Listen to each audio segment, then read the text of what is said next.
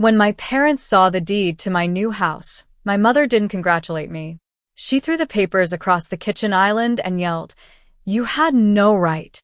My father, a man who rarely loses his temper, slammed his fist on the table so hard his glass shattered. I sat there in total shock. I was a grown adult who had worked hard, saved every penny, and bought a home with my own money. Instead of being proud, they treated me like I'd committed a crime.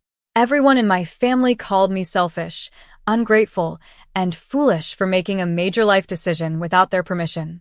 My lawyer even warned me that digging into the property's history might ruin my relationship with them forever. But I couldn't let it go. And at the closing meeting, when the title officer read a hidden clause in the original deed, my parents' faces went completely pale. My name is Samantha, and I'm 28 years old.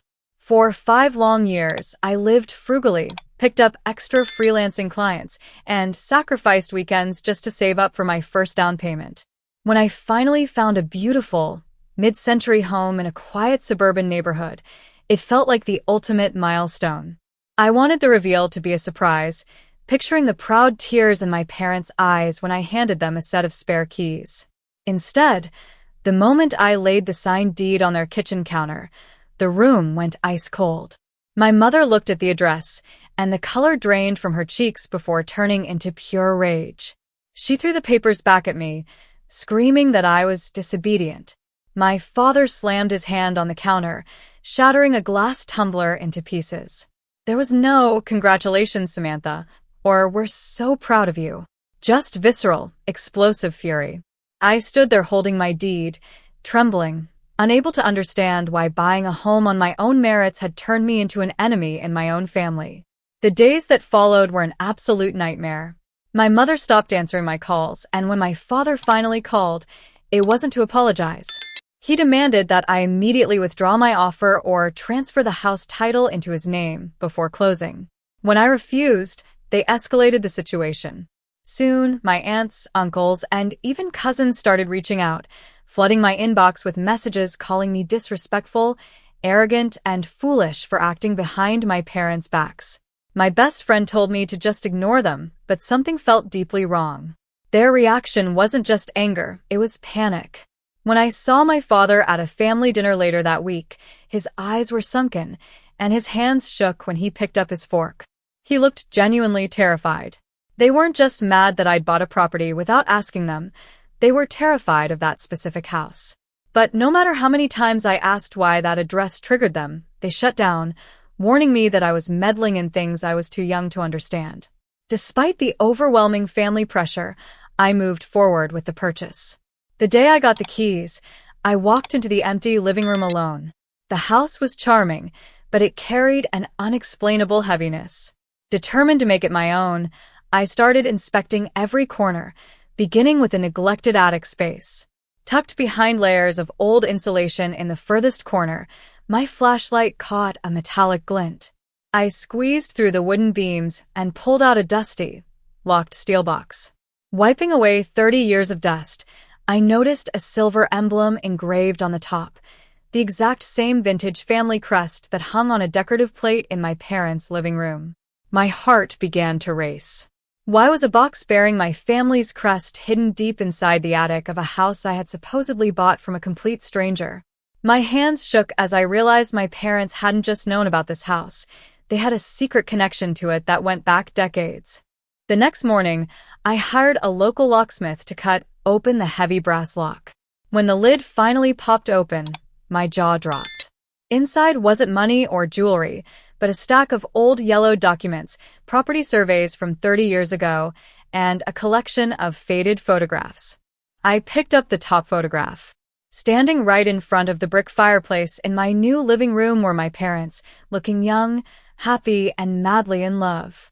On the back, in my father's handwriting, it read, "Our Forever Dream Home, 1994. Beneath the photos lay an official trust fund document and a land contract bearing my father's signature alongside another name I didn't recognize, Arthur Vance.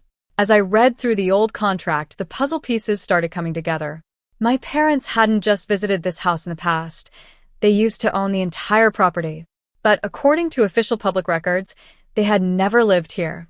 Something terrible had happened in 1994, something so painful that my parents had buried it deep in this attic and erased it from family history. Driven by a desperate need for answers, I booked an urgent appointment with a senior real estate attorney named David. I placed the contents of the lockbox on his desk and asked him to run a complete historical title search on the property. David spent 45 minutes reviewing the old deeds, court filings, and land transfers. When he finally looked up, his expression was solemn.